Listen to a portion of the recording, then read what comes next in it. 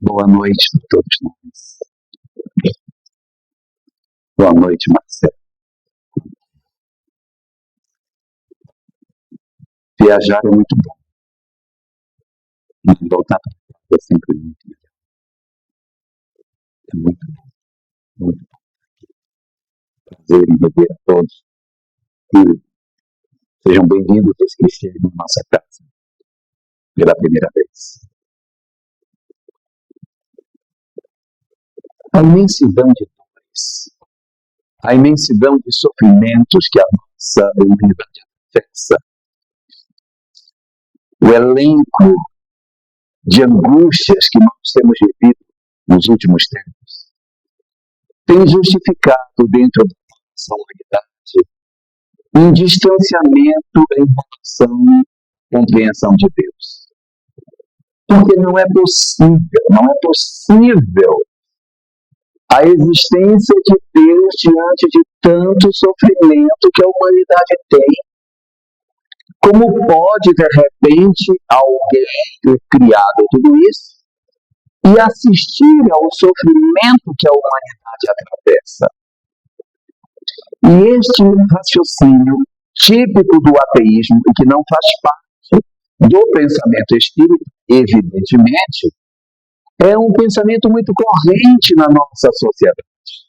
Nós temos uma quantidade muito grande de pessoas hoje que vivem dentro dessa visão materialista do mundo, que observa o sofrimento humano e, em cima dessa leitura, diz: nós estamos entregues à própria sorte, não há nada regindo a vida, nós somos simples seres miseráveis a caminho da morte. E esta leitura, ela, ao se defrontar com a doutrina espírita, ela sofre uma revisão muito significativa. Porque realmente, se nós quiséssemos apresentar Deus dentro de uma perspectiva de que a vida fosse somente isso que nós vivemos, realmente faria bastante sentido que Deus não existisse. Se a vida fosse realmente isso que observamos, se a vida fosse a nossa história do berço ao túmulo, com essa imensidão de desigualdade, de sofrimentos, de dores, de desequilíbrios que a humanidade possui, seria até razoável nós imaginarmos que as coisas fossem assim. Mas a doutrina espírita, em nosso socorro, vem e nos conta coisas extraordinárias sobre o que seja o existir. Vem nos contar, primeiramente, que nós somos seres imortais. A primeira grande notícia que nós temos. A notícia de que a morte não é o fim de todas as coisas. De que nós não existimos somente como corpos. A notícia de que quando vier a chamada morte, nós nos libertaremos dos nossos corpos e viveremos a vida como espíritos que somos, desatrelados de um corpo físico, mas não por isso menos vivos. Continuaremos vivos sim, continuaremos vivos sim. A continuidade da vida é a primeira das grandes e maravilhosas notícias que a doutrina espírita nos oferece. Saber que nossos amores estão vivos. Saber que os nossos amores podem entrar em contato conosco. Que podemos continuar uma história de relação. É tão maravilhoso. Saber que de onde eles estão, continuam mantendo vínculos conosco e permitindo que as nossas almas possam se libertar da imensidão de dores que trazemos dentro de nós. Isso é fantástico. Mas a doutrina espírita não nos conta somente isso. Ela vem nos contar coisas muito interessantes que vão além da imortalidade. Nos dizendo que todos nós temos um encontro marcado com a felicidade. Mas como posso eu, com tantas imperfeições, ter um encontro marcado com a felicidade? Como posso eu ter a possibilidade de repente, sentir que eu sou um espírito que tenho, sim, como destino a possibilidade de me sentir plenamente feliz? Se eu tenho tantos erros, tantas imperfeições, se meu filho, que desencarnou, levou para o mundo espiritual uma série de equívocos, de sofrimentos, enquanto que outros que nem sequer viveram dias suficientes também demandaram para a imortalidade. E é quando nós trazemos, dentro da doutrina espírita, a possibilidade de encontrarmos as informações não só sobre a imortalidade, mas sobre a reencarnação. Isso é maravilhoso. Isso é maravilhoso. Eu saber que a vida não é somente essa, que nós já tivemos várias outras existências, Rumi, que a gente já viveu muitas outras coisas. A compreensão não só da reencarnação, mas atrelado a isso, a questão da imortalidade, a questão da lei de causa e efeito. Por um lado, nós temos a imortalidade conectada na mediunidade. Por outro lado, nós temos a reencarnação conectada na lei de causa e efeito. Nós sofremos uma verdadeira revolução na nossa mente quando nós entramos em contato com isso. Quando eu sou capaz de entender que eu não sou a história que eu construí do berço até meu túmulo, que eu sou uma alma multimilenar, que as histórias que eu vivo hoje são reflexo do meu passado, que aquilo que eu já vivi ontem é que está construindo o meu agora, e que eu ainda terei muitas outras oportunidades de desenvolvimento no futuro para que eu consiga verdadeiramente desabrochar em virtudes, aprender o caminho da felicidade, aprender como viver entre os homens, desabrochar o amor dentro de nós. É uma coisa incrível, porque nós saímos dessa descrença que temos e entramos num outro universo completamente diferente, em que faz sentido a existência de um Criador, em que as aparentes desigualdades também somem. E quando eu sei que eu tenho verdadeiramente um destino que é a felicidade, as coisas se transformam. O meu sofrimento diminui de intensidade, porque ele não é da vida, ele é da existência, e que todas as nossas dificuldades irão cessar. Na medida em que eu for experimentando o amor, tanto mais feliz eu serei. Isso é maravilhoso. Isso é totalmente revolucionário nas nossas vidas. Mas tem uma questão aí, que é uma questão muito interessante. Aqueles que não creem em Deus, aqueles que não acreditam em nada, dizem assim: ora, se Deus não existe, se não existe nada além disso, se não tem ninguém tomando conta de nós, para que motivo que eu vou fazer prece que não vai me ouvir? Já que não tem Deus, não tem sentido orar, não tem sentido eu pedir para ninguém. É lógico, se Deus não existe, qual é o sentido que teria alguém pedir para alguém ou algo que não existisse? Mas aí nós somos defrontados pelo conhecimento espírita, descobrimos que há um Criador, que existe uma lei de causa e efeito, que há um sentido para todas as coisas, que é o aprimoramento nosso que vai desabrochar as virtudes, e que o nosso caminhar na direção do amor é que vai abrir as portas da felicidade. E aí olhamos para esse outro lado e dizemos: bem, se é assim, então também não adianta orar. Porque se aqui Deus não existe, do lado de lá também não adianta orar. Porque não é possível que eu tenha mais razão do que Deus. Porque se é Deus, o Supremo Senhor, a sabedoria suprema, que tudo sabe, que tudo conhece, e que nos reserva invariavelmente o melhor, por que eu vou orar? Pelo amor de Deus. Qual é o sentido que teria eu tentar buscar sensibilizar Deus para uma coisa que está acontecendo comigo, que é, como é que eu vou conversar com Deus e ele vai dizer, rapaz, sabe que tem razão? Eu acho que estou pesando a mão de hoje. Vou rever, vamos rever isso aí. Vou considerar o seu pedido. Eu acho que realmente foi muito pesado. Pena, nós vamos rever isso aí. E aí as pessoas dizem, bom, então se é por aqui não tem oração. E se é por lá não tem também. Não é essa a visão que a doutrina espírita possui. Nós não podemos imaginar que a doutrina espírita, ao nos apresentar essa leitura do que seja a vida e do que seja o Criador, que nós estamos isentos da necessidade de procurar a oração. Não faz sentido. Mas para que eu procuraria Deus se Ele já sabe o que é melhor para mim? Aí está a chave para que nós consigamos entender o mecanismo de todas as coisas. Segundo a doutrina espírita,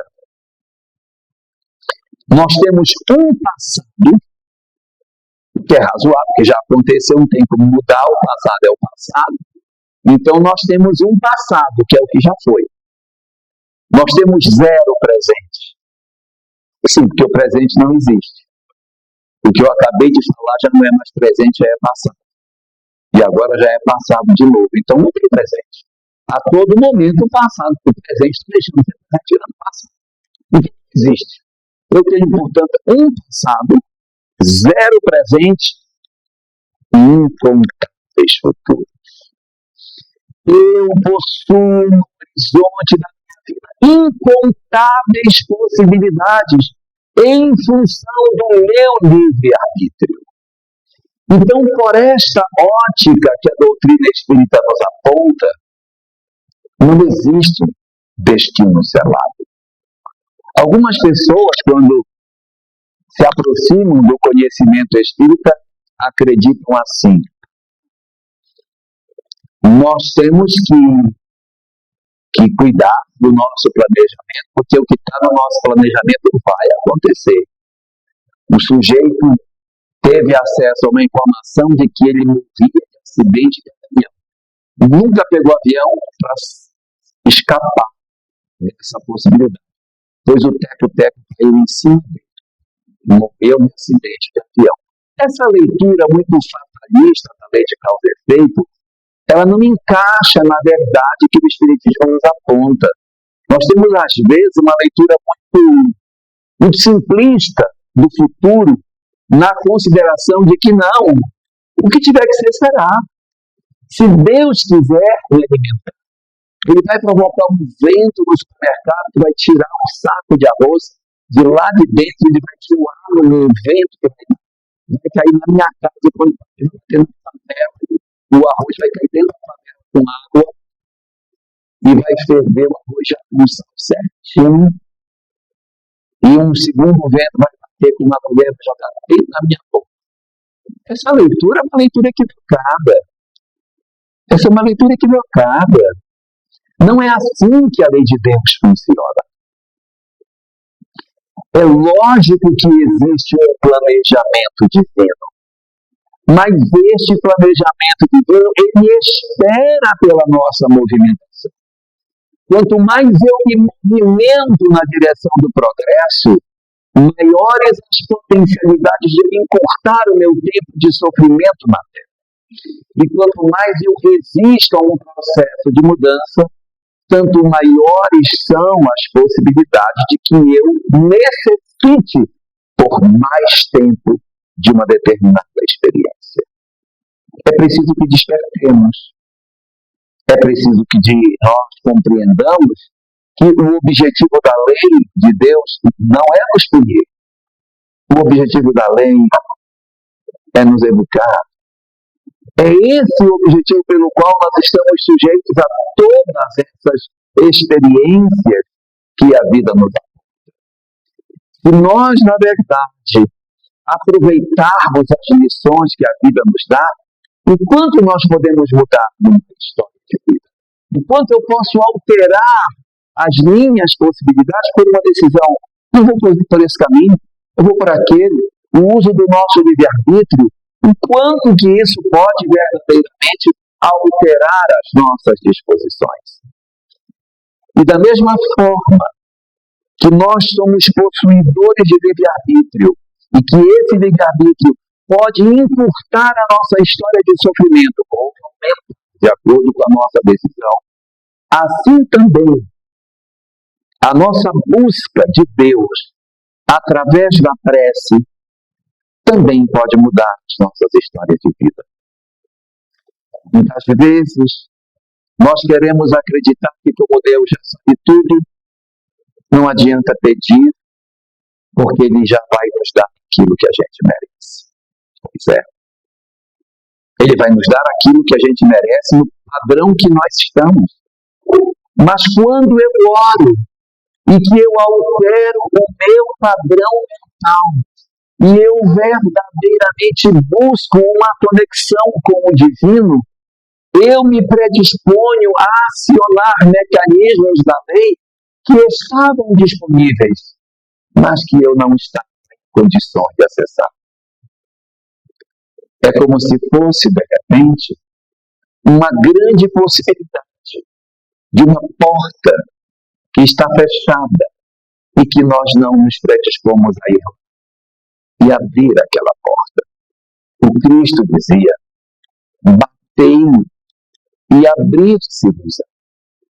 Não adianta você simplesmente ver a porta e não abrir. Tem que abrir. É preciso abrir a porta. Então, o nosso momento de busca de Deus é exatamente quando nós encontramos essa porta de conhecimento, essa possibilidade de sairmos por uma história de vida diferente. Estávamos presos numa visão materialista, numa visão muito focada de que a vida é somente isso, não tem mais nada, a vida é somente a morte e o sofrimento. Mudou. Eu encontrei a porta de saída.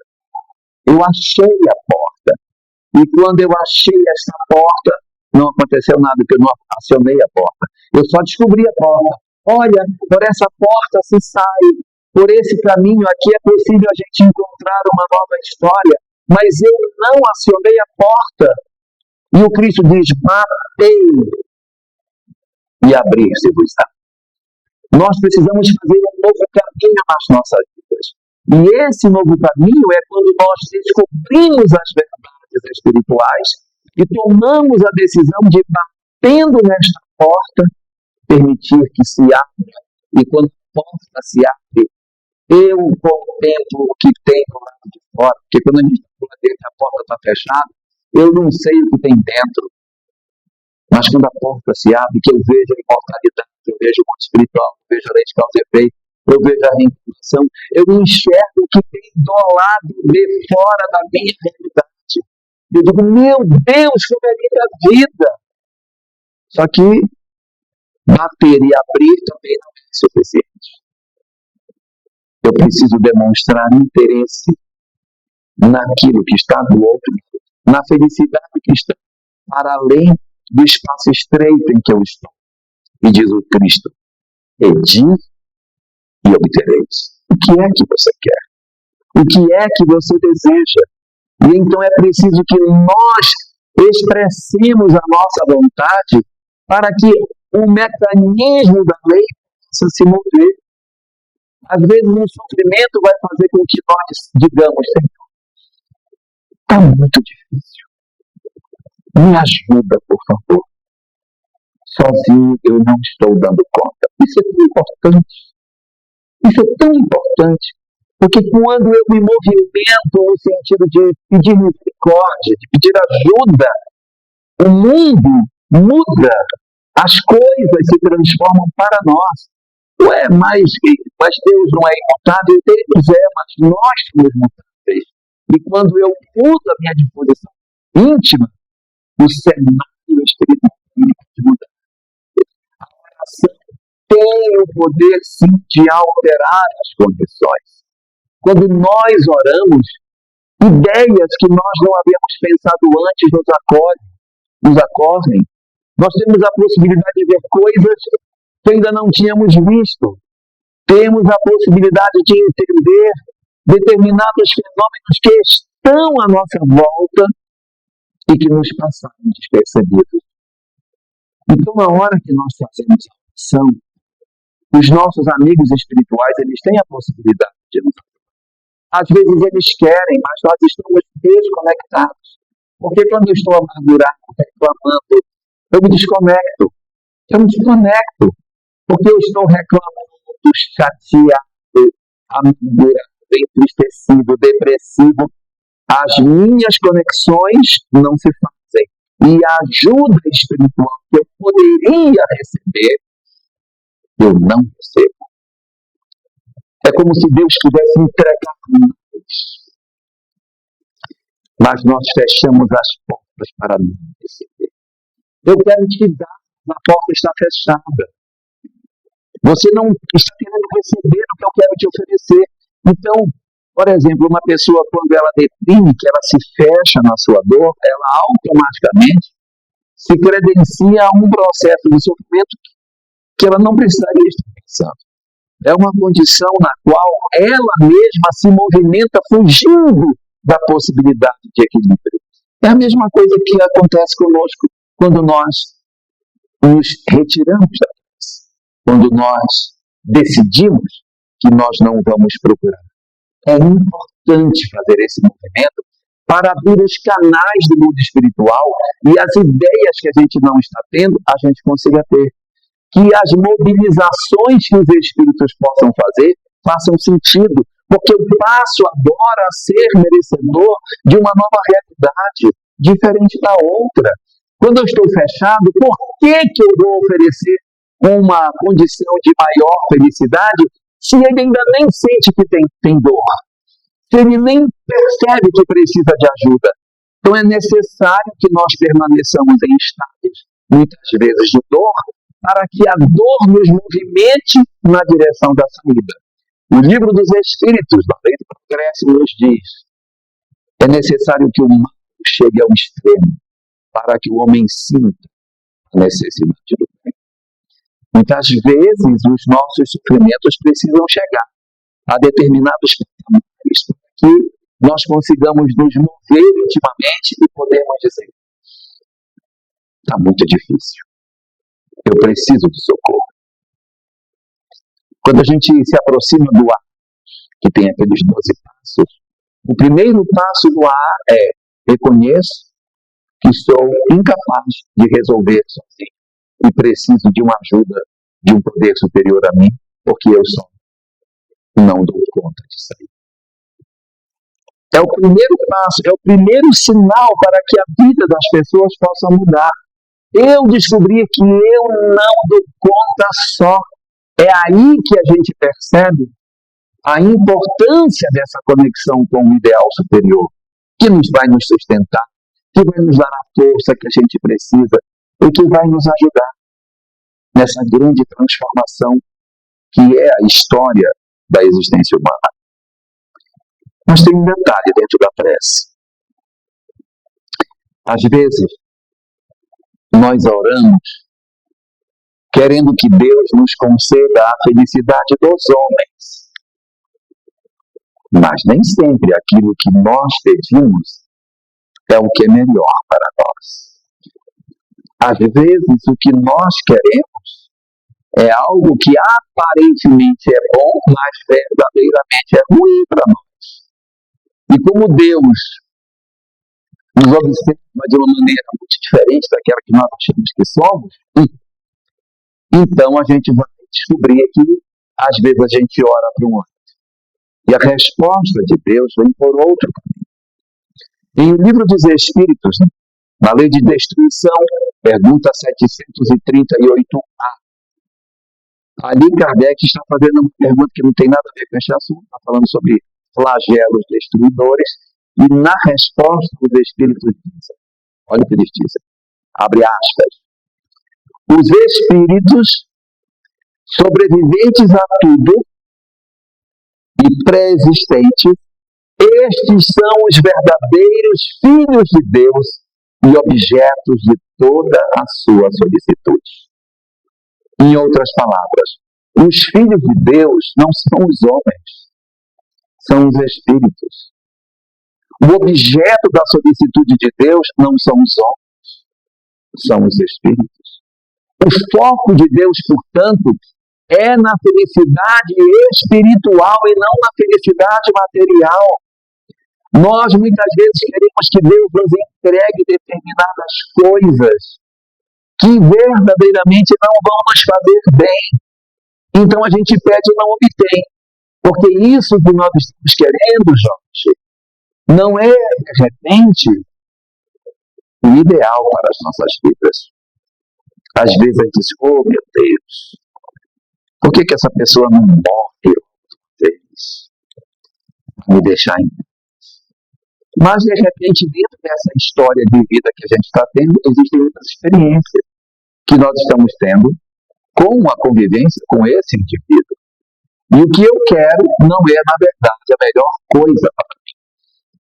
Deus, portanto, responde às nossas preces pela ótica não dos homens, mas pela ótica de um ser supremo que quer a felicidade de seus filhos, que são os espíritos.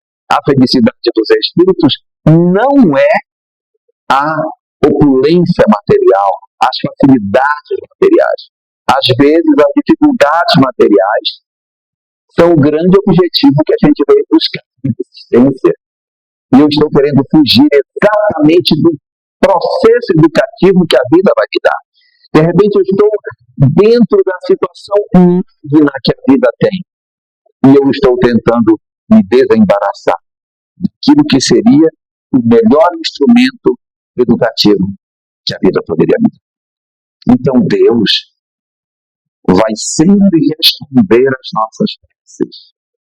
Mas nunca como nós imaginamos que seria do ponto de vista material, mas enxergando um ponto de vista espiritual. Nossas vidas podem ser transformadas sim, mas é necessário que nós entendamos que esse mecanismo pode mudar a lei de causa e efeito, pode mudar as nossas vidas, mas é necessário que nós entendamos o grande fenômeno que a vida tem para nos oferecer. Existe uma história contada por irmão X no livro Cartas e Crônicas, que talvez ela ilustre bem o entendimento da questão de Deus e da prece. Irmão X conta que há muitos anos atrás, em uma região da Ásia Menor, havia um bosque formado por muitas árvores. E dentro desse bosque haviam 3 árvores frondosas, muito bonitas, que faziam parte daquele grande espaço de tantas e tantas árvores. Ali, as árvores se reuniam em oração, pedindo a Deus que abençoasse os seus destinos e faziam suas rogativas a Deus. E conta, irmão X, que numa determinada oportunidade, essas 3 árvores, endereçando as suas orações aos céus, cada uma delas fez um pedido diferente a Deus. A primeira delas disse: ó Senhor, eu queria tanto que tu me aproveitasses para que eu pudesse servir de berço para o reino mais poderoso da terra. Eu quero que tu me faças ser o berço do reino mais extraordinário que a terra pode ter. E deixa ser esse berço. A segunda, vendo o pedido da primeira, disse: eu não quero ser o berço, mas este rei poderoso que a terra tem, eu quero ser o carro desse rei para transportar os tesouros dele. Quando esse rei estiver no seu carro, eu quero ser usada como madeira para fazer o espaço aonde esse rei vai transportar os seus tesouros. A terceira, para não dar por baixo, disse: eu não quero ser Deus. Também não sei quer. Eu quero ser usada na torre do reino desse reino poderoso, para apontar de longe onde é o reino deste reino. É isso que eu desejo. As três fizeram suas orações e pouco tempo depois um anjo desceu à floresta e disse que o Senhor havia recebido os seus três pedidos e que no tempo oportuno cada uma delas veria o seu pedido transformado em verdade. Não passou muito tempo, os lenhadores entraram na floresta e, diante daquela quantidade enorme de árvores, escolheram exatamente as três e começaram a cortar, bater com machado no tronco, derrubaram essas árvores, arrancaram seus galhos, cortaram sua copa, amarraram as árvores nos cavalos e saíram arrastando as árvores pela floresta. E as outras árvores, assustadas, disseram: meu Deus, é assim que ele ouve as nossas preces. E muitas árvores ficaram assustadas, temendo como que Deus fazia, mas aguardavam com certa confiança do que ia acontecer. O tempo passou e a notícia sobre o destino dessa árvore chegou até a floresta. A primeira, aquela que queria ser o berço desse rei poderoso, foi comprada por um homem muito pobre e utilizou isso para trabalhar num ambiente de animais. E essa peça de madeira foi comprada. A segunda, que queria ser o carro para transportar os tesouros desse rei, foi comprada por um velho praiano, também muito pobre. E esse velho praiano aproveitou a madeira para trabalhar na vida simples que ele possuía. E a terceira? A terceira teve um destino pior ainda, porque ela queria ser a torre para mostrar os destinos desse reino. E ela foi comprada para servir no momento oportuno numa delegacia, abandonada. Quando a notícia do destino das árvores chegou até a floresta, as árvores que haviam ficado se revoltaram e perderam completamente a fé na oração, acreditando que todas elas haviam sido abandonadas pelo Criador. Foi preciso muitos anos para que a notícia chegasse novamente à floresta, contando sobre o destino final de cada uma delas.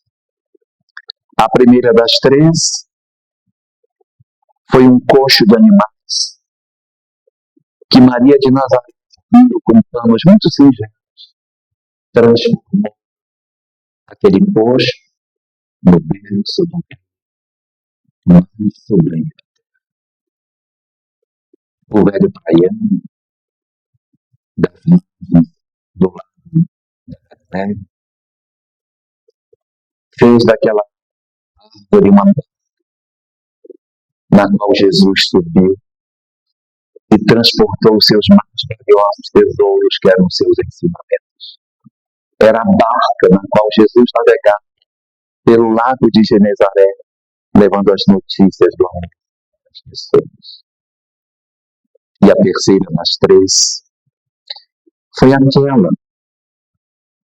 que no momento da crucificação foi apontada para seguir nas costas do Mestre até o Calvário, aonde fincada no chão, apontava para cima, mostrando aonde ficava o reino desse reino tão poderoso.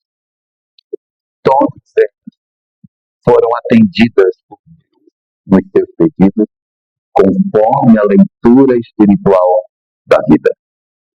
que nós aprendamos por essa lição a confiar nas respostas de Deus e saber que sim, nós podemos mudar a nossa história se soubermos abrir a porta e pedir para poder obter. Muito obrigado.